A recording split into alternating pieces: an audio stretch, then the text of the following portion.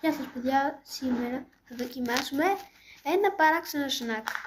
Θα δοκιμάσουμε αυτά τα popcorn που έχουν γεύση Oreo. Το άνοιξα. Τώρα πάμε να δοκιμάσουμε. Μέσα είναι έτσι κάπως. Αυτό είναι. Θα δοκιμάσουμε. 3, 2, 1.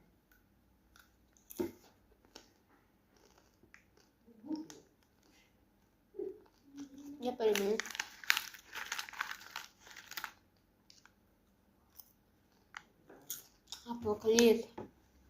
Αποκλείεται. Είναι λες και τρως αλμυρά Oreo. Είναι στη κρέμα του Oreo, χωρίς πλάκα. Αυτό ήταν για σήμερα το βίντεο.